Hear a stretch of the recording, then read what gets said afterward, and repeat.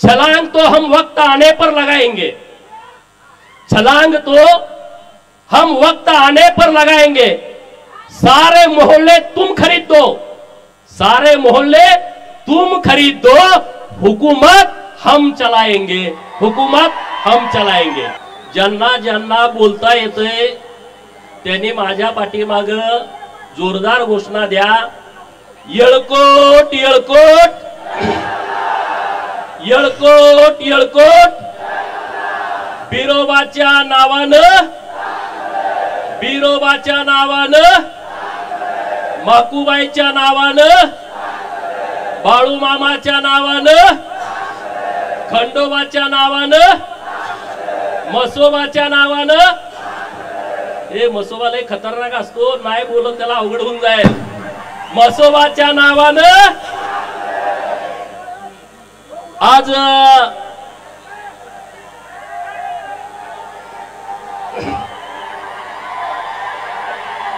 अरे त्यांच्या कानठळ्या बसतील एवढा जर आवाज तुम्ही काढला तर। आज बिरोबाच्या बडामध्ये हिंदू बहुजनांचा दसरा मेळावा होतोय। तुम्ही म्हणणार गेल्या वर्षी बहुजनांचा मेळावा होता, ह्या वर्षी हिंदू बहुजनांचा कसं काय झाला? हा प्रश्न काही लोकांच्या मनात पडला असेल तर छत्रपती शिवाजी महाराजांनी जे हिंदू धर्मासाठी काम केलं, मोगल राजवटीच्या विरोधामध्ये काम केलं, जेव्हा जेव्हा या भारतामध्ये आक्रमण झाली, हिंदू मंदिरांची तोडफोड झाली, हिंदू मूर्त्यांची विटंबना झाली, तेव्हा माझ्या मायमाऊलीनं पुण्यश्लोक अहिल्या देवीनं हिंदू मंदिराच्या जीर्णोद्धाराचं काम केलं, हिंदू धर्मावरती मायेचा पदर टाकला। आणि मग ज्या अहिल्या देवींचं रक्त माझ्या अंगात सळसळतंय, तुमच्या अंगात सळसळतंय, आपल्या सर्वांची जबाबदारी आहे हिंदू धर्माचं रक्षण करणं, आहे की नाही? सगळे हात वर करून सांगा, आहे की नाही?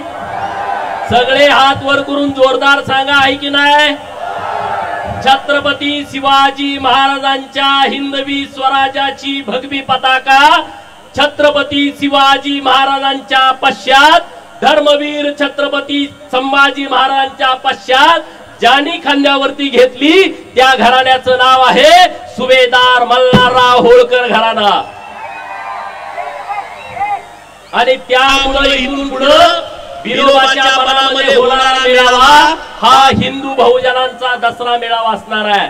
मित्रांनो, गेल्या 6 महिन्यामध्ये महाराष्ट्रामध्ये छत्रपती शिवाजी महाराजांच्या मूर्तीची विटंबना, पुणे जिल्ह्यामध्ये अन्नपूर्णा मातेच्या मंदिराची विटंबना, आपलं जे भवानीपूर आहे पूर्वीचं खानापूर, तिथं महादेवाच्या नंदीची शिंग कापणं, महादेवाच्या नंदीचं कान कापणं, हे अशा ज्या जिहादी प्रवृत्तीनं जे कृत्य चालू आहे त्या सर्वांना आपल्याला उत्तर द्यायचं आहे, त्यांच्या विरोधामध्ये आपल्याला भूमिका घ्यायची आहे।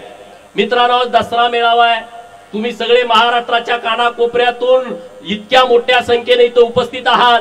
आता मी भाषण दिलं आणि तुम्ही गेला, परत पुढच्या वर्षी इथं आला, परत मी भाषण दिलं, यासाठी दसरा मेळावा नाही, ही पहिली गोष्ट ध्यानामध्ये ठेवा। तर दसरा मेळावा कशासाठी आहे?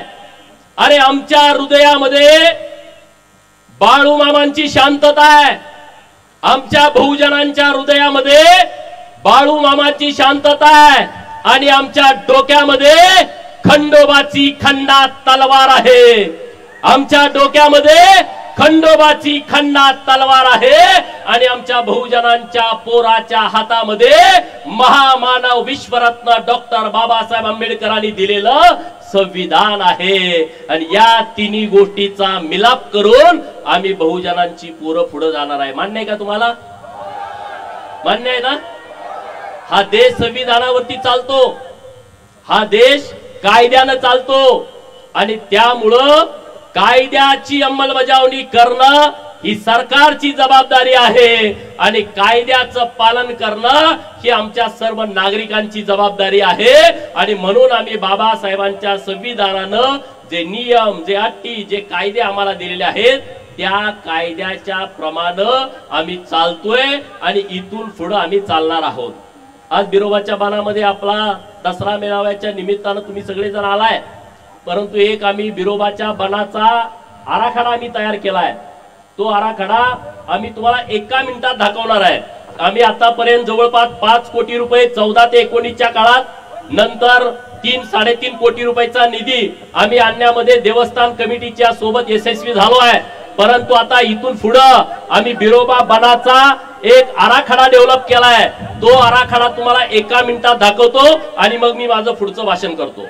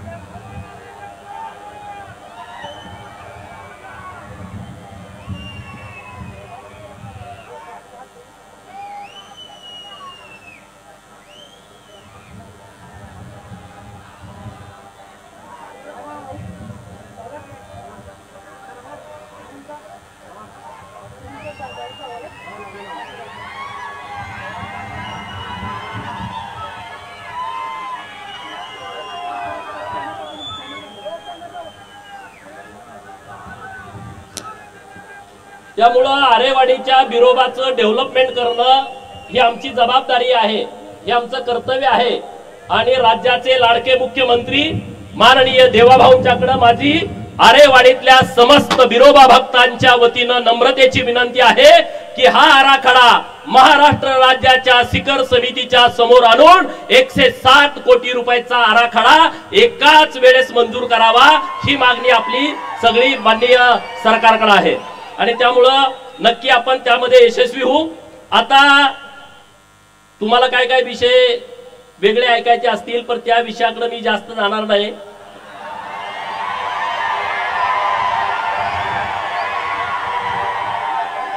म्हणजे तुम्ही त्या नेमकं त्या विषयासाठी आलाय काय? आज महाराष्ट्रामध्ये आरक्षणाच्या बाबतीमध्ये गंभीर विषय सुरू आहेत। एका बाजूला मराठा समाज आणि दुसऱ्या बाजूला ओबीसी समाज एकमेकाच्या समोर उभा करण्याचा प्रयत्न केला जातोय। या महाराष्ट्रातल्या धनगर समाजाच्या आरक्षणाचा विषय गेल्या अनेक वर्षापासून संघर्षमय सगळी प्रक्रिया सुरू आहे। गेल्या 50-60 वर्षापासून म्हणजे 1956 पासून या महाराष्ट्रातला धनगर समाज जे 36 नंबरला धनगड आहे तिथं धनगरांना एसटीचा दाखला मिळावा यासाठी सातत्याने झगडतोय।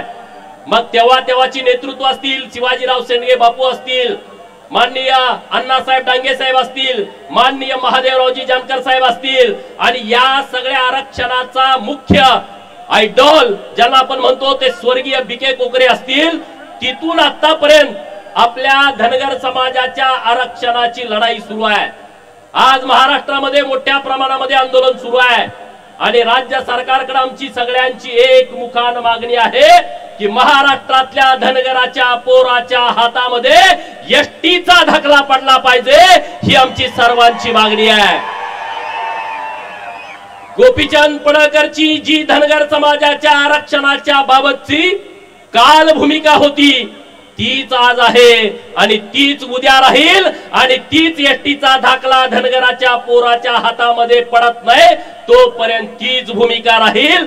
जेव्हा धनगराच्या आरक्षणाचा विषय असेल, सरकार आणि धनगर असा जेव्हा विषय चालू होईल तेव्हा मी धनगरांच्या बाजूने आहे हे सांगायची कुणाला गरज नाही। का काय डाऊट आहे, काय शंका आहे का तुम्हाला? जेव्हा धनगराच्या आरक्षणाचा विषय आहे तेव्हा मी धनगरांच्या बाजूने आहे, तेव्हा मी सरकारच्या बाजूचा नाही। पण जेव्हा सरकार आणि विरोधकांचा विषय असेल तेव्हा हा गोपीचंद पडळकर सरकारच्या बाजूने छातीची ढाल करून उभा राहील। जेव्हा देवाभाऊचा विषय असेल, देवाभाऊच्या विरोधामध्ये या महाराष्ट्रातल्या जातीवादी पिलावली जेव्हा पुढे असतील तेव्हा हा गोपीचंद पडळकर देवाभाऊंच्यासाठी बाजी प्रभू देशपांड्यांची भूमिका घेईल। कारण या महाराष्ट्रामध्ये बहुजनांना, ओबीसींना आणि धनगरांना कुणी न्याय देऊ शकतो तर हा एकमेव माणूस असा आमचा सगळ्यांचा विश्वास आहे आणि देवाभाऊनी तो विश्वास आमचा सार्थ ठरवावा आणि धनगरांच्या पोराच्या हातामध्ये एसटीचा दाखला द्यावा ही एकमेव आमची मागणी आजच्या मेळाव्याची सरकारकडे आहे, एकमेव मागणी आहे। जेव्हा मी विधान परिषदेचा आमदार झालो आणि हायकोर्टामध्ये केस सुरू होती, मी कधी या गोष्टी बोलत नाही, मी कधी फोटो टाकत नाही, परंतु काल मधु शिंदे साहेबांची मी कुठेतरी मुलाखत ऐकली, ज्या पत्रकार मित्रांनी मुलाखत घेतली त्यांचा मला फोन आला की एक धनगर आरक्षणावरती मी मुलाखत घेतली, तुम्ही ऐका।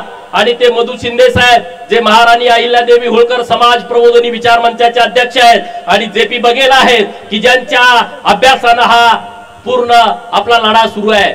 आणि त्यांनी सांगितलं की 50 वेळा राज्याचे उपमुख्यमंत्री, तत्कालीन आत्ताचे मुख्यमंत्री यांच्या बरोबर 50 वेळा आमच्या बैठका झाल्या आणि जे कोर्टामध्ये पाहिजे ते आम्ही सरकारकडून मिळवलं, परंतु हा गोपीचंद पडळकर कधी फोटो ट्विट केला नाही, कधी फेसबुक वरती टाकला नाही आणि कधी त्याची बातमी केली नाही। कारण ज्या गोष्टीची प्रसिद्धी करण्याची आवश्यकता नाही ती प्रसिद्धी गोपीचंद पडळकर कधीच करत नाही आणि पुढेही कधी करणार नाही। आता रस्त्यावरची लढाई सुरू आहे, त्या रस्त्यावरच्या लढाईला गोपीचंद पडळकरचा पाठिंबा आहे। जी न्यायालयामध्ये लढाई सुरू आहे, गेल्या 15 दिवसापूर्वी सुप्रीम कोर्टमध्ये आम्ही याचिका अर्ज दाखल केलाय की आम्हाला आता सुप्रीम कोर्टामध्ये केस चालवायचे नाही। सुप्रीम कोर्टाने आम्हाला मुंबईच्या हायकोर्टामध्ये याचिका चालवण्याची परवानगी द्यावी, कारण आता पूर्ण ग्राउंड बदललेले आहेत। जो धनगड आहे असं कोर्टाचं म्हणणं होतं, त्या धनगडाच्या सगळ्या जात पडताळणीची प्रमाणपत्र रद्द केलेली आहेत आणि म्हणून आम्हाला हायकोर्टमध्ये केस चालवायला परवानगी द्या। तिथं जर आमच्या विरोधामध्ये काय बरं वाईट झालं तर परत सुप्रीम कोर्टामध्ये यायला आम्हाला अधिकार द्या, आम्हाला तसा हक्क द्या, अशी एक याचिका मी दाखल केलेली आहे। एका बाजूला न्यायालय, दुसऱ्या बाजूला रस्त्यावरची लढाई आणि मी तुमचा प्रतिनिधी म्हणून सरकारमध्ये जे काय करायचं ते मी करतोय, त्याबद्दल तुम्ही चिंता करण्याची आवश्यकता नाही, हे मला या मेळाव्यातून आपल्या सर्वांना सांगायचं आहे। दुसरा मुद्दा राहिला ओबीसीच्या आरक्षणाचा। गावगाड्यामध्ये ओबीसीच्या आरक्षणामुळे वातावरण दूषित झालंय। गावातल्या प्रत्येक पोरांना वाटतंय की आता आमचं ओबीसीचं आरक्षण गेलाय, प्रत्येक पोरांना वाटतंय की आमचं राजकीय आरक्षण गेलाय। गावात एखादा सुताराचा, लोहाराचा, कुंभाराचा पोरगा गावचा सरपंच व्हायचा, नाभिकाचा पोरगा गावचा सरपंच व्हायचा, ते ओबीसीचं आरक्षण धोक्यात आलेलं आहे। आणि ही गोष्ट खरी आहे, एका गावामध्ये एक जरी दाखला निघाला तर ते सरपंच पदाचं आरक्षण जात आहे। पंचायत समितीच्या गणामध्ये एक दाखला निघाला तर पंचायत समितीचं आरक्षण जात आहे। झडपीच्या गटामध्ये एक दाखला निघाला तर झडपीचं आरक्षण जात आहे। महानगरपालिका, नगर परिषदा, नगरपालिका, नगरपंचायती यामध्ये एका वार्डामध्ये एक जरी दाखला निघाला तर ते आरक्षण जात आहे। ही गोष्ट खरी आहे। अनेक लोक बनावट दाखले काढतायत। मराठा समाजाच्या आरक्षणाला आमचा कधीच विरोध नाही, आता पण विरोध नाही। जे वेगळं आरक्षण दिलाय त्या आरक्षणाला आमचा पाठिंबा आहे, परंतु जे खाडाखोड करून माग कुणबी लायचं किंवा कुडं कुणगी लायचं, खाडाखोड करायचं, ओव्हर रायटिंग करायचं, अशा लोकांच्या बाबतीमध्ये आमचा विरोध आहे।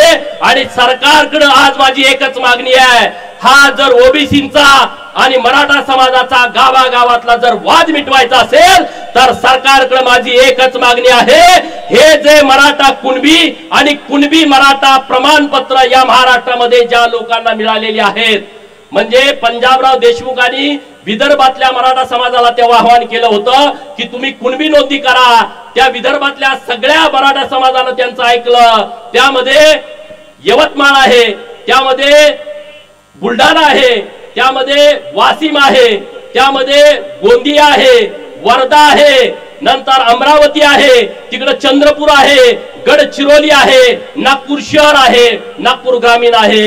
या सगळ्या जिल्ह्यातल्या मराठा बांधवांनी कुणबी नोंदी केल्या. ते तेव्हाच कुणबी झाले, त्यांना कुणबी प्रमाणपत्र मिळाली. कोकणातला 3 जिल्हे जे आहेत तिथला मराठा म्हणतोय आम्हाला ओबीसीचा दाखला नको आहे, आम्ही 96 कुडी मराठा आहोत. तो विषय मिटला. मुंबई नगर, मुंबई उपनगर हे तिथं मराठा समाज असल्याचा विषय नाही, कारण इकडून आपण मायग्रेट झालेली तिथं लोक आहोत. ठाणे आणि पालघर, पालघर मध्ये पूर्ण आदिवासी समाज आहे ना, तिथं धनगर जास्त आहे ना तिथं मराठा जास्त आहे. ठाणे जिल्ह्यामध्ये पण तीच परिस्थिती आहे. मग राहिला कुठला? खानदेश. खानदेश मध्ये नंदुरबार जिल्ह्यामध्ये ना मराठा समाजाची संख्या जास्त आहे, ना धनगर समाजाची संख्या जास्त आहे, ना ओबीसीची संख्या जास्त आहे. तिथं आदिवासी बहुल हा नंदुरबार जिल्हा आहे. मग तिथं राहिलं धुळे, तिथं राहिलं नाशिक आणि तिथं राहिलं जळगाव. अलीकडे आलं तर अहिल्यानगर. आणि मराठवाड्यातले हे जिल्हे छत्रपती संभाजीनगर, जालना, परभणी, बीड, लातूर, नंतर हिंगोली, नंतर धाराशिव आणि नांदेड या जिल्ह्यामध्ये मराठा समाज आहे की ज्यांना कुणबीचं प्रमाणपत्र पाहिजे. आणि मग पश्चिम महाराष्ट्रातले जिल्हे राहतात सोलापूर, सांगली, सातारा, पुणे आणि कोल्हापूर. हे जिल्हे नीट समजून घ्या. या जिल्ह्यातल्या ज्या लोकांना ज्यांच्या नोंदी शोधून ज्यांना मराठा कुणबी किंवा कुणबी मराठा हा दाखला दिलेला आहे त्यांचा एक वेगळा प्रवर्ग तयार करा. जसं आता मराठा समाजातल्या नेत्यांचं सुद्धा म्हणणं आहे की आम्हाला राजकीय आरक्षणाची गरज नाही, आमच्या पोराबाळांच्यासाठी शिक्षण आणि नोकरीचं आरक्षण आहे, आम्ही त्याला विरोध करत नाही. शिक्षण आणि नोकरीचा आरक्षणाचा प्रवर्ग वेगळा करा. जसं विजय एनटी आहे, एनटी ब आहे, एनटी क आहे, एनटी ड आहे, तसं मराठा कुणबी, कुणबी मराठा यांच्यासाठीचा एक प्रवर्ग वेगळा करा. त्यांची संख्या मोजा. दाखले किती दिलेत मी जबाबदारीने बोलतोय, मी कुणाची तरी खोड काढायच्या हिशोबाने बोलत नाही. 0.25% आरक्षण अत्यंत जबाबदारीने बोलतोय. मराठा कुणबी आणि कुणबी मराठा या प्रवर्गासाठी द्या आणि त्यांना नोकरी आणि शिक्षणाचं आरक्षण द्या. राजकीय आरक्षण देऊ नका. हा गावातला वाद विषय संपून जातोय. संपतोय का? माझी जी भूमिका आहे ती तुम्हाला पटते का? म्हणजे आमचं आणि मराठा समाजाचं गावात भांडण नको आहे, आम्ही भांडण करू शकत नाही. अरे छत्रपती शिवाजी महाराजांच्या भगव्यासाठी लढणारे आम्ही मावळे आहोत. पंढरपूरच्या पांडुरंगाला जाणारा भगवा तो आमच्या वारकऱ्याच्या खांद्यावरती आहे. आळंदीच्या ज्ञानेश्वराला जाताना तो भगवा आमच्या खांद्यावरती आहे. आणि मग त्या भगव्यासाठी आम्ही झटणारी, लढणारी, संपणारी लोक आहोत. आम्ही वाद करणार नाही. हा एक प्रवर्ग वेगळा करा. बिहार मध्ये तसं आरक्षण आहे. पिछडा वर्ग, अति पिछडा वर्ग. पिछडा वर्गाला नोकरीतलं आणि शिक्षणातलं आरक्षण आहे आणि अति पिछडा वर्गाला नोकरीतलं, शिक्षणातलं आणि स्थानिक स्वराज्य संस्थातलं आरक्षण आहे. हा निर्णय सरकारनं घ्यावा. मराठा समाजाचं आणि ओबीसीचं भांडण मिटतंय आणि ओबीसीच्या मनामध्ये जी शंका निर्माण झाली आहे ती शंका मनातून निघून जाते. जाईल की नाही? हे तुमचं जर राजकीय आरक्षण वाचलं सगळ्यांनी हात वर करून सांगा. हा मोठा विषय आहे. मराठा आणि ओबीसीचा वाद मिटून जाईल. आमचा असा प्रवर्ग तयार करा. तो सरकार करू शकतं. एनटी बीजेएनटीचा प्रवर्ग राज्य सरकारने केलाय, तसा हा वेगळा प्रवर्ग राज्य सरकारनं तयार करावा अशी मागणी आपल्या माध्यमातून मी सरकारने करतोय. आज जिल्ह्यामधलं वातावरण तुम्ही बघताय. बरीच लोक माझ्या विरोधामध्ये भूमिका घेत आहेत.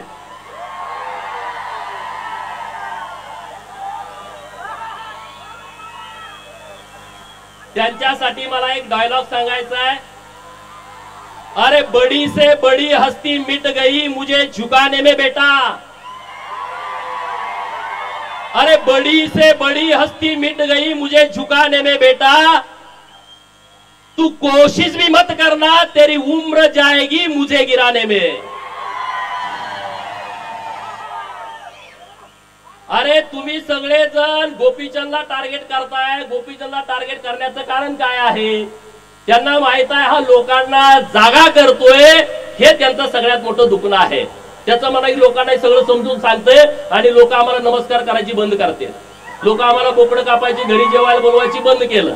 गावात बॅनर लोक लावायची ते लोकांनी बंद केलं. हे यांचं सगळ्यात मोठं दुखणं आहे. माझी लढाई प्रस्थापितांच्या विरोधातली लढाई आहे, ज्यांनी कारखाने ढापले त्यांच्या विरोधातली आहे. अरे तुम्ही मला मंगळसूत्र चोर म्हणता, तुम्ही मला मंगळसूत्र चोर म्हणता. जयंतरावला माझा सवाल आहे, तुझ्या कितव्या नंबरच्या बायकोचं मंगळसूत्र मी चोरलं सांग लोकांना.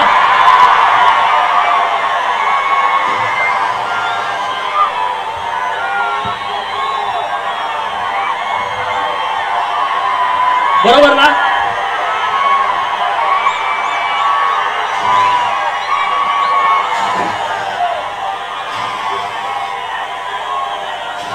तुम्ही या जिल्ह्याची परिस्थिती बघा.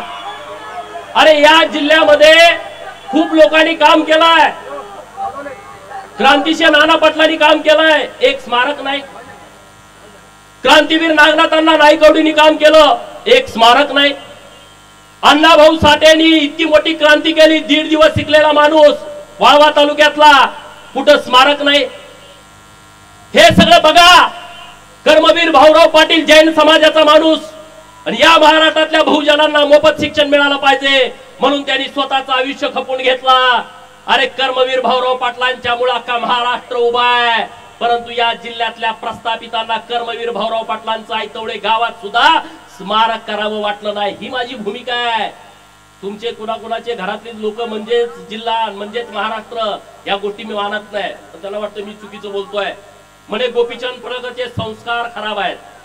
जर प्रस्थापितांनो तुम्हाला वाटत असेल गोपीचंद पडळकरचे संस्कार खराब आहेत, याची मला फिकीर नाही आहे. तुम्हाला काही वाटू दे, त्याचं मला घेणं देणं नाही आहे, त्याचं मला घेणं देणं नाही आहे. अरे हम जमाने का ख्याल नहीं रखते, हम जमाने का ख्याल नहीं रखते. ज्या जमीर न माने वह सलाम नहीं करते. गोपीचंद पडळकर झुकत नाही, हे यांचं सगळ्यात मोठं दुखणं आहे. अरे पण मी विषय मांडतोय त्याच्यावरती बोला ना. मी जे विषय मांडले त्याच्यावरती चर्चा करा ना. मी काय म्हणतोय, महाकाली साखर कारखाना ज्याचं 110 कोटी कर्ज होतं आणि बँकेनं ती विक्री करायला परवानगी दिली, त्यातली 60 एकर जमीन विका आणि ते कर्ज भरा. 30 लाख रुपये दरानं त्यांनी ठरवली. त्या पोरानं, माळ्याची लिंगायताची पोर आहे, त्यांनी 15 कोटी रुपये बँकेकडे भरले. आता उद्या जरी बँकेनं सांगितलं तर 35 कोटी रुपये त्यांची भरायची तयारी आहे. मग तुम्ही तो कारखान्याची जमीन का विकू देत नाही? कारण तुम्हाला अख्खा कारखाना ढापायचा आहे 279 एकराचा. 30 लाखानं दर काढलाय म्हणजे विचार करा. कोर्टानं परवानगी दिली, तुम्ही 60 एकर विका. 60 एकरात कारखाना जिवंत राहतोय. 220 एकर जमीन कारखान्याकडे राहते, कारखाना शिल्लक राहतोय. जयंत म्हणतोय नाही, मला अख्खा ढापायचा आहे. माझ्या जतचा कारखाना, अरे दुष्काळातला कारखाना 280 एकरातला, तिथल्या माझ्या आया बहिणीनं गळ्यातलं कुडूक मुडूक मोडून शरण मेंढर विकून सभासदाची फी भरली आणि नुसत्या 40 कोटी मध्ये हा कारखाना ढापला. 280 एकर जमीन आहे आणि तिथं 10 लाख रुपयाचा दर आहे. मित्रांनो, 280 गुंठे करा आणि गुणुले 10 लाख करा. अरे मग मंगळसूत्र चोर भरा. तुम्ही म्हणताय माझ्यावरती खोटा आरोप करून, तुम्ही तर लगा अख्खे कारखाने ढापता. माझ्यावरती मंगळसूत्र चोरीची तुम्ही केस घातली, तुमचा धंदा तो आहे ना. दुसरं तुम्ही काय करू शकता? तुम्ही लढू शकत नाही. तुम्ही पोलिसांना पुढे करू शकता. तुम्ही काय करू शकता? तहसीलदारांना पुढे करू शकता. तुम्ही काय करू शकता? तुम्ही तलाट्याला पुढे करू शकता. गोपीचंद असं नाही. गोपीचंद तलाट्याला पुढे करत नाही, एसपी ला पुढे करत नाही, कलेक्टरला पुढे करत नाही, तहसीलदारला पुढे करत नाही. मी सुभेदार मल्हाररावची औलाद आहे. मी समोर लढतो, समोर लढतो. मागे वार करणं माझा स्वभाव नाही. तुम्ही मला किती पण बदनाम करण्याचा प्रयत्न करा, त्याचा मला फरक पडत नाही. आता इथं किती वाजले? 7 वाजून 10 मिनिटं झाली. आता इथं अंधार आहे. नंतर 6 वाजल्यानंतर पाटे इथं उजेड येणार आहे.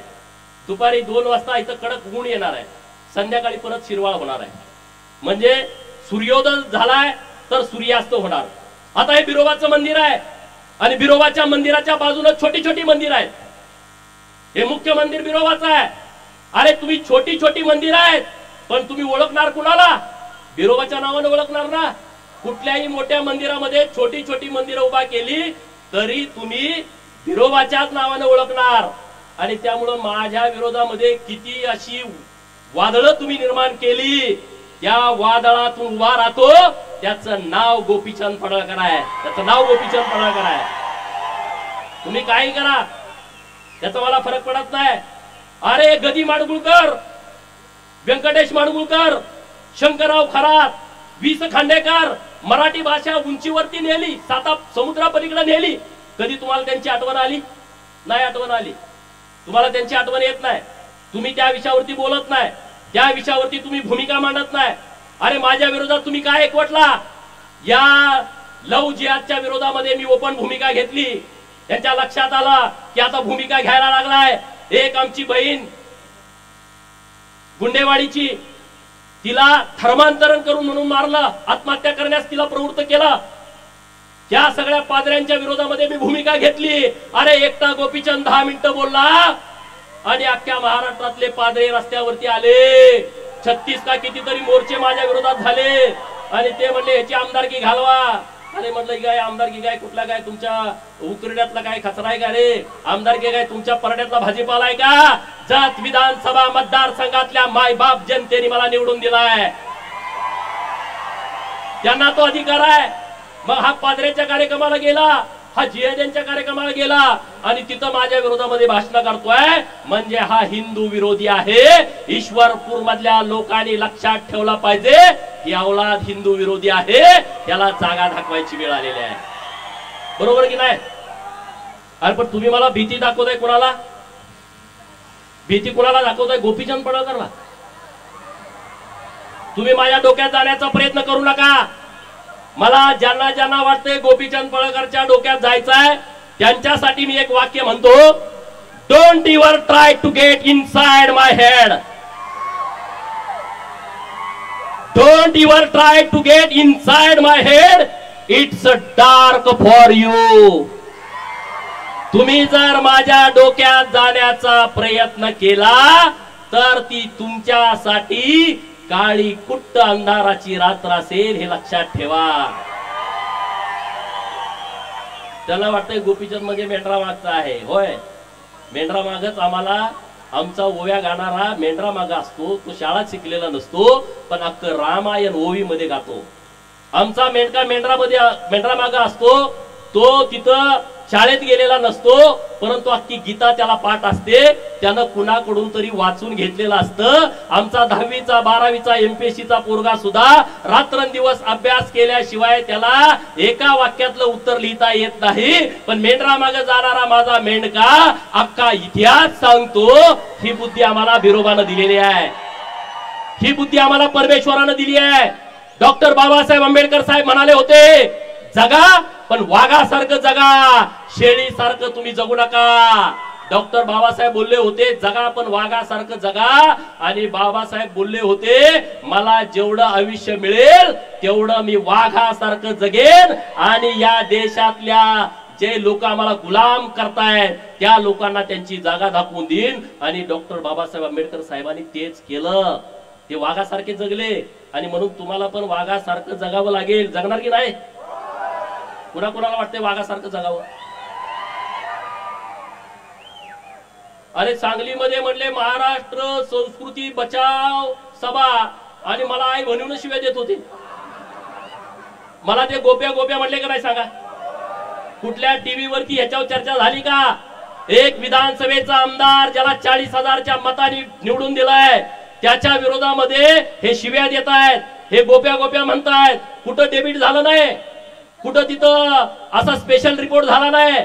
म्हणजे ह्यांना हे मान्य आहे. मला गोप्या म्हणलाय ना, मला म्हणू दे रे, मी एकदम सामान्य घरातला पोरगा आहे. मला गोप्या म्हणला काय आणि काय म्हणा मला त्याचा फरक पडत नाही. मग मी तुला जनत्या म्हणलं तर चालेल का? चालेल का? मी म्हणणार नाही, पण असं म्हणलं तर चालेल का? अरे त्या जयंत्याला माझं चॅलेंज आहे. माझे हात आणि पाय तोडायची तुम्ही भाषा सांगलीमध्ये केली. ते वाळव्याचं कुत्र म्हणत होतं की त्याला पोरं हुडकायला चालले. त्या जयंत्याला आणि त्या वाळव्याच्या कुत्र्याला मी आवाहन करतोय बिरोबाच्या बनातनं, तुम्ही जर जातीवंत पाटील असाल तर उद्या दुपारी प्रेस घेऊन जयंत पाटील आणि तो वाळव्याचा कुत्रा मला टायमिंग देईल, टायमिंग. अरे बघा मीडियावाल्यांनो, मित्रांनो, हे बघा माझं काय चाललंय, हे वाघ बघा.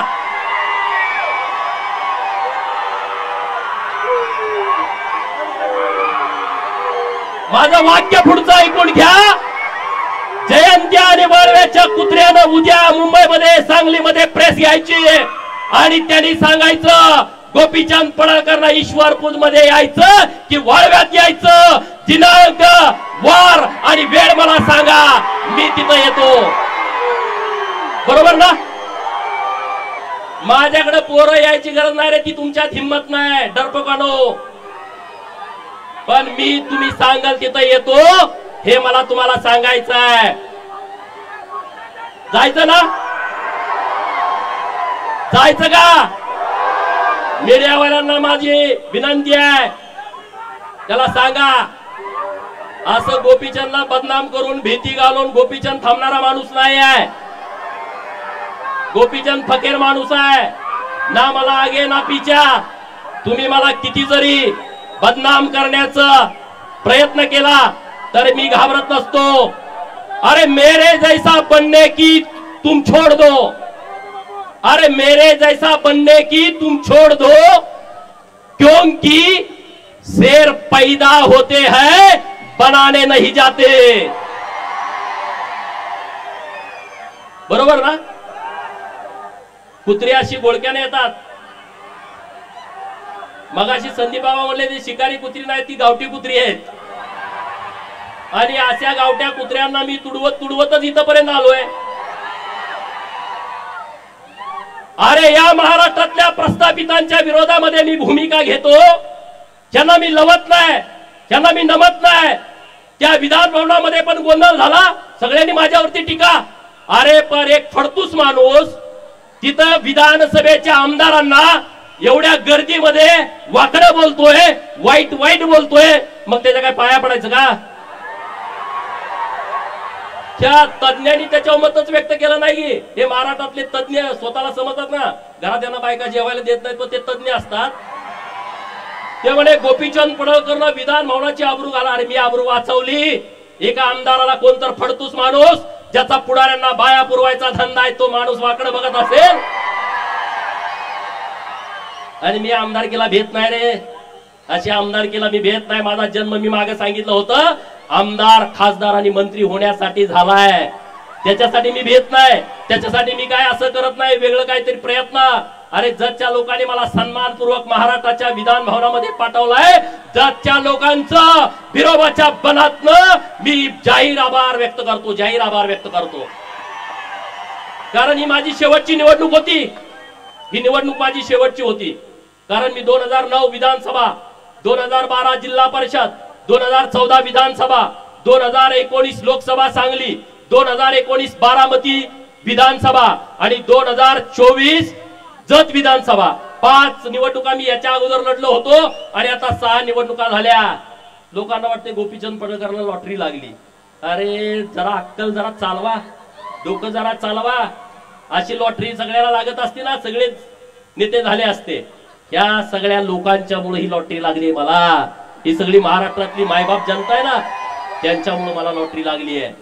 आणि म्हणून सर्व लोकांना माझी हात जोडून विनंती आहे की चिंता करण्याचं कारण नाही. आज सगळे जिल्ह्यातले माझ्या विरोधात जतलाच येते. दुसऱ्या तालुक्यात जाऊन बघा, दुसऱ्या तालुक्यात बैठक नाही, मीटिंग नाही. गोपीचंदची ताकद किती आहे बघा. वसंतदादाचा नातू एकत्र, जयंत पाटील एकत्र, विश्वजित कदम एकत्र, सगळे एकत्र. ही माझी ताकद आहे. तुम्हाला सगळ्यांची भांडणं मी मिटवतोय. वसंतदादाचा आणि राजाराम बापूचा एवढ्या वर्षाचा वाद एकट्या पट्ट्यानं मिटवला. सांगलीमध्ये सभा झाली, जयंत पाटील बापाचा फोटो लावायचा. अरे शोधायला लागलं फोटो, माझ्या शिवाजीराव शेंडगे बापूचा सुद्धा फोटो लावायची वेळ त्यांच्यावरती आली. नानासाहेब सगळ्यांचा फोटो व्यासपीठावरती, विलासराव शिंदेचा फोटो व्यासपीठावरती, पतंगराव साहेबांचा फोटो व्यासपीठावरती, वसंतदादांचा फोटो व्यासपीठावरती. सगळे हुडकून काढले, त्यांनी फोटो लावले. जयंतराव ही ताकद गोपीचंदची आहे, सगळ्यांचे फोटो लावायला लागले. गोपीचंदला असं समजू नका आणि तुम्हाला काय करायचं ते करा, काय फरक पडत नाही मला. माझा काय बाप आमदार खासदार मंत्री नव्हता, त्यामुळे मला त्याची चिंता नाही. मला चिंता आहे तुमची, कारण एवढा जो अन्याय झालाय, अरे गुलाम केलं तुम्हाला गावामध्ये, गुलाम. साधा सरपंच व्हायला तुम्हाला संघर्ष करायला लावला, गावागावामध्ये झुंजवलं, गावागावामध्ये भांडण लावली, आमदारकी आणि खासदारकीची कधी स्वप्न तुम्हाला बघू दिली नाहीत. तुम्हाला जास्तीत जास्त झडपी, जास्तीत जास्त पंचायत समिती, 1 वर्षाचा सभापती, 1 वर्षाचा जिल्हा परिषदचा अध्यक्ष, आयुष्यभर सांगायचं या समाजाचा अध्यक्ष केला, त्या समाजाचा अध्यक्ष केला. अरे धनगराचा अध्यक्ष झाला असेल, माळी समाजाचा अध्यक्ष झाला असेल, लिंगायत समाजाचा अध्यक्ष झाला असेल, मागासवर्गीय अध्यक्ष झाला असेल, अरे मग त्या छोट्या समाजाचा झडपीचा अध्यक्ष कधी होणार? सुताराचा, लोहाराचा, कुंभाराचा, नाभिकाचा अध्यक्ष कधी होणार? रामोशी समाजाचा पोरगा जिल्हा परिषदचा अध्यक्ष सभापती कधी होणार? आणि मग त्या पालातल्या राहणाऱ्या लोकांची तर अवस्था अत्यंत वाईट आहे, अत्यंत वाईट आहे. आणि म्हणून मी मागच्या दसरा मेळाव्यामध्ये भूमिका घेतली होती की तुम्हाला मोठ्या भावाची भूमिका घ्यायची आहे आणि गावगाड्यातल्या सगळ्या लोकांना बरोबर घेऊन चालायचं आहे. आणि म्हणून महाराष्ट्रातल्या प्रस्थापितांना वाटतंय जी ओबीसीची चळवळ सुरू आहे त्यामध्ये धनगर बाजूला पडला पाहिजे, आणि धनगर लढतोय, धनगर ताकदीने विरोध करतोय, ओबीसीतून तो बाजूला झाला तर ओबीसीची चळवळ मोकळी होईल आणि धनगरांच्या चळवळीला आमचा पाठिंबा आहे असं ते म्हणतायत. अरे कधी तुम्हाला आमचा पुळका आला मित्रांनो, कधी आला तुम्हाला पुळका? आणि म्हणून धनगरांच्या वती 2 जबाबदारी आहेत. एक, धनगरांना एसटीचं आरक्षण मिळवण्यासाठी लढाई करणं, आणि दुसरं ओबीसीच्या आरक्षणाचं संरक्षण करणं. अशी दुहेरी जबाबदारी तुमच्यावरती आली आहे, दुहेरी जबाबदारी. आणि त्या जबाबदारीतून तुम्हाला पार पडायचं आहे.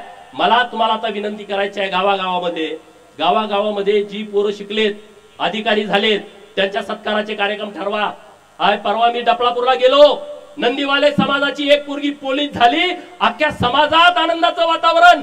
एक मुलगी पोलीस कॉन्स्टेबल झाली डपळापूर मधली, मला बोलवून घेतलं, अख्खा समाज गोळा झाला होता. मी मागच्या सभेमध्ये सांगितलं, नंदी बैलवाले समाजाचा पोरगा एक PSI झाला, एक PSI. वैदू समाज, अरे तो औषध द्यायचा पूर्वीपासून, अजून अधिकृत एक डॉक्टर त्यांचा झाला नाही. आणि महाराष्ट्रामध्ये एका घरात भाऊ SP, बहीण कलेक्टर, भावाची बायको प्रांत, बहिणीचा नवरा कमिशनर, एका घरात 4-4, 5-5, 6-6 लोक अधिकारी आहेत. पिवळ्या दिव्याच्या गाड्या त्यांच्या एका घरात आहेत, 5-5, 6-6. आणि असे समाज आहेत, शेकडो समाज. जबाबदारीने बोलतोय, त्या समाजामध्ये आज मी तुमच्याशी बोलत असताना साधा पोलीस कॉन्स्टेबल नाही, आज मी तुमच्याशी बोलत असताना साधा BMS चा डॉक्टर नाही, साधा BHMS चा डॉक्टर नाही, एखादी नर्स नाही. असे शेकडो समाज या महाराष्ट्रामध्ये आहेत. आणि म्हणून आपली जबाबदारी आहे या समाजाच्या पाठीमागे उभा राहणं, त्यांना जी जमल ती मदत करणं, त्यांना शिक्षणासाठी मदत करणं, त्यांना जगण्यासाठी सहाय्य करणं, आर्थिक व्यवस्था करणं. जिथं जिथं कुठं हे शक्य आहे ते आपण करण्याची आवश्यकता आहे. आता दसरा झाला, 2 दिवसांनी होतोय, दिवाळी येते. माझी तुम्हाला सगळ्याला विनंती आहे, दिवाळीच्या 8 दिवसामध्ये आपल्या घरात जे बनवाल, आपल्या पोराला एक ड्रेस घेतला तर एक ड्रेस त्या पालातल्या पोराला घ्या आणि त्याला जाऊन एक ड्रेस द्या मित्रांनो. एक लाडूची भरणी घरामध्ये केली आहे, त्यातले 25% लाडू त्या पालातल्या पोराच्या घरी जाऊ द्या, डवऱ्याच्या गडसेच्या पोराच्या घरी जाऊ द्या, हिडव्याच्या पोराच्या त्या मुखामध्ये जाऊ द्या. जो डोंबारी आहे, जो घिसाडी आहे, जो तांबट आहे, जो कुडमुड्या जोशी आहे, जो पिंगळ जोशी आहे, मरियाचा गाडीवाला आहे, कडक लक्ष्मीवाला आहे, हे जे सगळे जे गरीब लोक आहेत ते आपले भाऊ आहेत रे. त्यांना कधी सर्टिफिकेट मिळालं नाही, त्यांना जातीचा दाखला मिळाला नाही, त्यांना आरक्षणाची लढाई काय त्यांना माहित नाही, त्यांना स्वतःचं राहायला घर नाही, घर बांधायचं म्हणलं तर जागा नाही. असे समूह आपल्या महाराष्ट्रामध्ये राहतात. आणि म्हणून त्या भटक्या विमुक्तांची जबाबदारी घेणं हे आपलं सगळ्यांचं कर्तव्य आहे. आणि म्हणून उद्या माझा वाढदिवस आहे, तो वाढदिवस आम्ही साजरा करत नाही. जो मराठवाड्यामध्ये पूर आला, जो सांगोला सोलापूर जिल्ह्यामध्ये पूर आलाय, त्या पूरग्रस्तांच्यासाठी आज माझे मित्र शिवाजीराव डोंगरे साहेब, आम्ही फारुखभाई यांच्या वतीनं 14-15 गाड्या मदत म्हणून आम्ही छोटीशी मदत तिकडे पाठवलेली आहे। उद्या परवा आम्ही आणि जमल ती मदत तिकडे पाठवणार आहे। तुम्हालाही जमल ते वाढदिवसाचा बॅनर लावू नका, जाहिरात देऊ नका, कुठं मला भेटायला येऊ नका, उद्या मी भेटणार नाही, उद्या तुम्ही येऊ नका, हार तुरे फेट्याला पैसे खर्च करू नका, ते सगळे पैसे तिकडे द्या, नसेल तर मुख्यमंत्री सहायता निधीसाठी ते पैसे तुम्ही द्याल ना। उद्या 1 तारीख आहे, चंद्रकांत दादांनी धमाका केलाय, तुमच्या लक्षात आला असेल। देवाभाऊंच्या नेतृत्वात चंद्रकांत दादांनी धमाका केलाय दादासाठी जरा। अरे अक्षरशः हागाटलंय ते, हागाटलंय। फोन सुरू आहेत, करू नका करू नका करू नका। चंद्रकांत दादांनी कोणी सांगितलं बाबा नो तिकडे मराठवाड्यात पाऊस पडलाय, तुम्ही छोटी करा, म्हणजे छोटी। उद्या सगळे ताकदीनं सांगलीमध्ये या, एकदा हे बाजा वाजवून टाकू, म्हणून मी जास्त इथं बोललो नाही। हा उद्या सांगलीला कोण कोण येणार आहे? अरे एवढे आल्यावर तिथं जागा पण पुरायची नाही, कारण गोपीचंदला बदनाम केलं तर बहुजनांची चळवळ बदनाम होईल। बऱ्याच लोकांना त्यांनी हाताशी धरलाय, पण माझ्या विरोधात बोलायचं धाडस होईना, बोललं का पोरं चुपून काढतात म्हणून बोलू नये। माझ्या विरोधात खूप बोलायचंय, खूप गड्यांना माझ्या तोंडावर गोड गोड बोलते, साहेब साहेब मला माहित आहे, अरे मी बिरोबाचा भक्त आहे, मला येणाऱ्यांची मानसिकता कळते, मानसशास्त्र माझं खूप चांगलं आहे, माझ्या जवळच्या पोरांना माहित आहे, रोज माझ्याकडे एवढी लोक येतात शेकडो, पुढचा माणूस काय काम घेऊन आला असेल मी आधी माझ्या पियाला सांगतो ह्याचं हे काम असू शकतं, आणि त्यामुळं त्यांना गोपीचंदला डॅमेज करायचं आहे, गोपीचंदला बदनाम करायचं आहे। गोपीचंद हा वैयक्तिक विषय नाही आहे, कारण त्यांना माहित आहे की हा सगळ्या लोकांना जागा करतो। काल आष्ट्यामध्ये एक प्रकार घडला, बिरोबाची यात्रा आहे आणि तिथं ह्याचं बॅनर लावलं होतं, आष्ट्यातला समाज गोळा झाला आणि त्यांनी सांगितलं हे बॅनर काढताय का आम्ही काढू।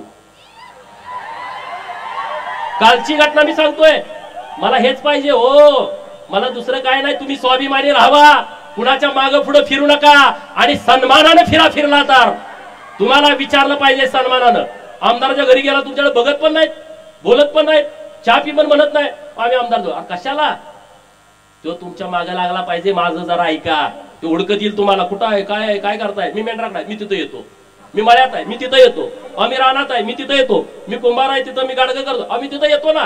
ही वेळ मी ह्या प्रस्थापितांच्या वरती आणतो, तुम्ही चिंता करू नका। आता जे माझ्या विरोधात फिरतायत ना त्यांना माझं सांगणं आहे, तुमचा हिशोब 2029ला बराबर सगळ्यांचा होईल, ती करण्याची क्षमता या बिरोबाच्या बनामध्ये आहे। बिरोबाची ताकद तुम्हाला माहित आहे सगळ्यांना, गोपीचंद एकटा कसा फिरतोय रे राज्यभर, बिरोबाची ताकद आणि आशीर्वाद आहे, माकुबाईचा आशीर्वाद आहे, बिरोबाचा आशीर्वाद असल्या कारणानं प्रस्थापितांच्या छाताडावरती गोपीचंद थाया थाया नाचतो, आणि त्याची मला फिकीर कधी वाटत नाही, त्याचा मला कधी पश्चाताप वाटत नाही। हे मीडियामध्ये दिवसभर चालतं, मी बघत पण नाही माझ्या विरोधात कोण बोलतंय, मी कोणाची भाषणं पण ऐकत नाही, मी कोणाचं भाषण आयुष्यात ऐकत नाही, त्यामुळं मी असलं टेन्शन घेत नसतो। मला जे बोलायचं ते मी बोलतो आणि ते मी मागे घेत नाही, आणि त्यामुळे कुठला विषय, अरे आता मला संदीप बाबांनी मागे सांगितलं, मी बोललो ही गोष्ट खरी आहे की अमुक अमुक यांची तुम्ही औलाद आहे असं मला वाटत नाही। अरे पण तुम्ही त्याचा गैरअर्थ का घेताय? पूर्वी लोक दत्तक पण घेत होती ना जुन्या काळामध्ये, मला वाटलं त्यांच्यासारखा हा नाही, म्हणजे ह्याला काही दत्तक वगैरे घेतलाय का? पहिली भांड्याव बिंड्याव द्यायची माणसं माहिती आहे तुम्हाला? हा आपल्या घरात आई आजी सांगते याला भांड्यावरती घेतलाय, अमुक केलंय तमुक केलंय, तो यांच्या मागे फिरत फिरत आला होता म्हणून आम्ही घेतलाय।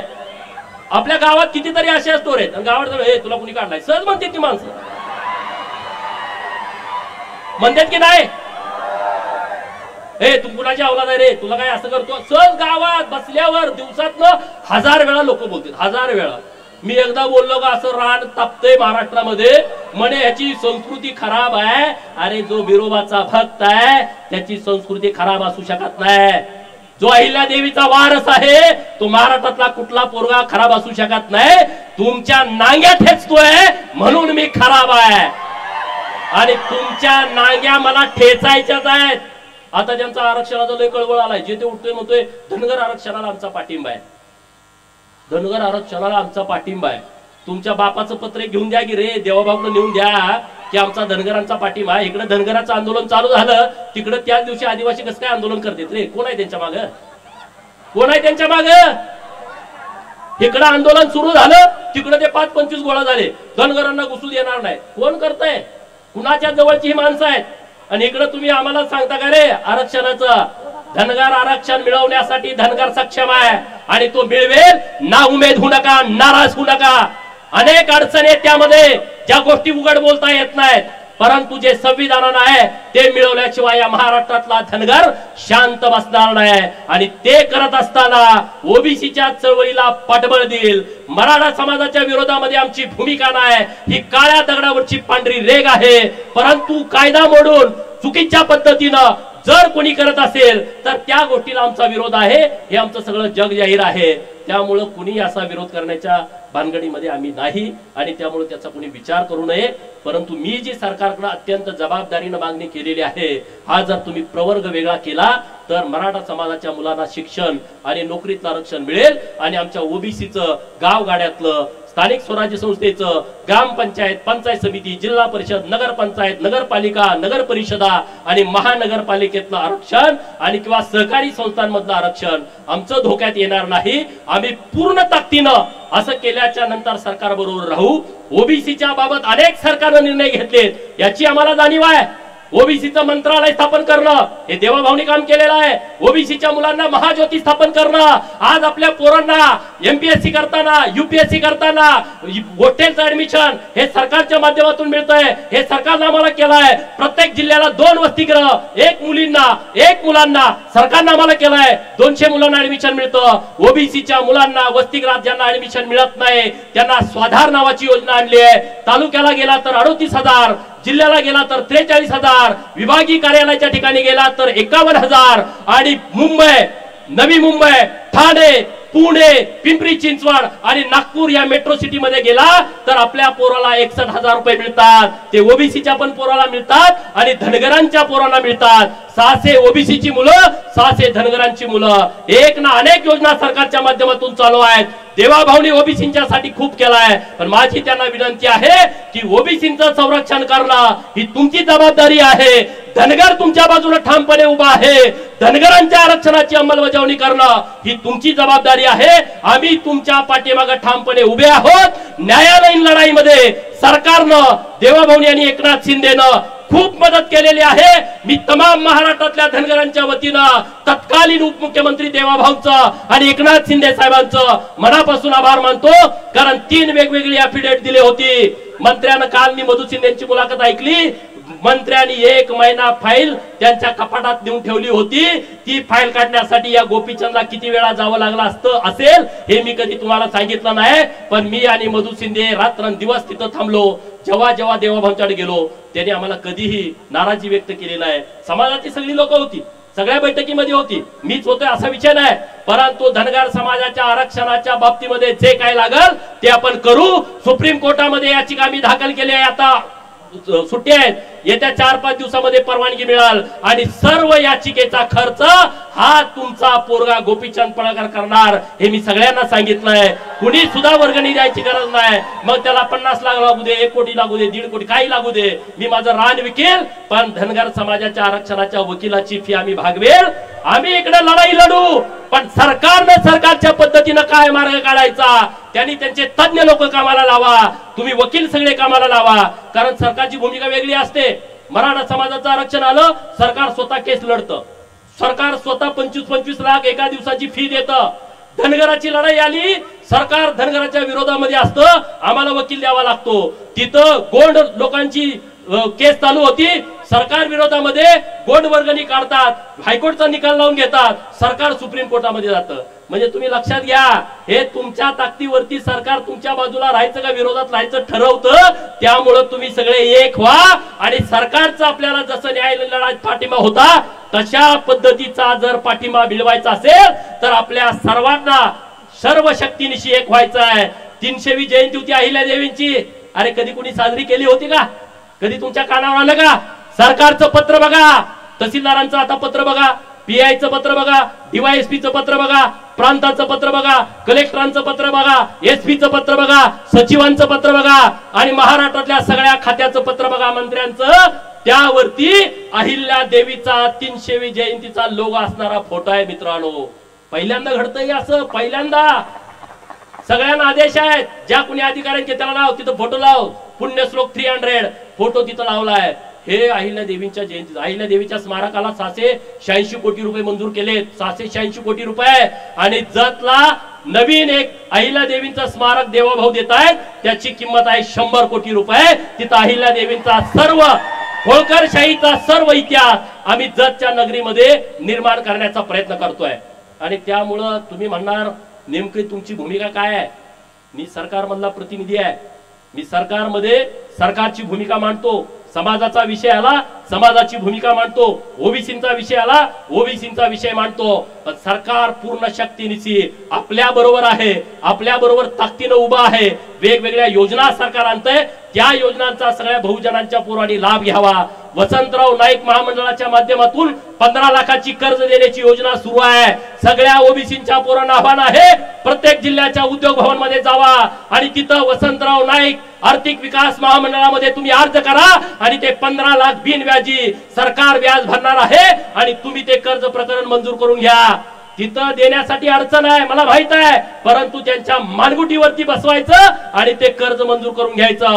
रामोशी समाजासाठी परवा योजना आणली आहे, 5 लाखापर्यंत कर्ज बिनव्याजी, बिन तारण, बिन जामीन सरकारनं आणलंय. या सगळ्या योजनांचा लाभ आपण सगळ्या लोकांनी घ्यावा, एवढं मी तुम्हाला सांगतो. आणि जाता जाता एक वाक्य बोलतो, छलांग तो हम वक्त आने पर लगाएंगे, छलांग तो हम वक्त आने पर लगाएंगे, सारे मोहल्ले तुम खरीद दो, सारे मोहल्ले तुम खरीद दो, हुकूमत हम चलाएंगे, हुकूमत हम चलाएंगे.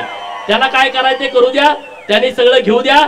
त्यांना सिंहासनावरती तुम्हालाच बसायचं आहे आणि आपण ते बसायचं, वाजवून सांगून बसायचं. त्यामुळे चिंता करू नका. उद्या सांगलीच्या स्टेशन चौकामध्ये इशारा सभा होणार आहे, त्या सभेला तुम्ही सर्वांनी यावं. बिरोबाच्या देवस्थानच्या सर्व अध्यक्षांचं, उपाध्यक्षांचं, सर्व कमिटीचं मी मनापासून आभार व्यक्त करतो. देवस्थानचे सर्व पुजारी यांचं मनापासून आभार व्यक्त करतो. पत्रकार मित्रांचा आभार व्यक्त करतो. आणि तुम्ही आमच्या पाठीमागं पाठबळ दिलं, मला मानपत्र दिलं देवस्थानच्या वतीनं, त्याबद्दल देवस्थानचं मनापासून आभार व्यक्त करतो आणि थांबतो. जय हिंद, जय महाराष्ट्र.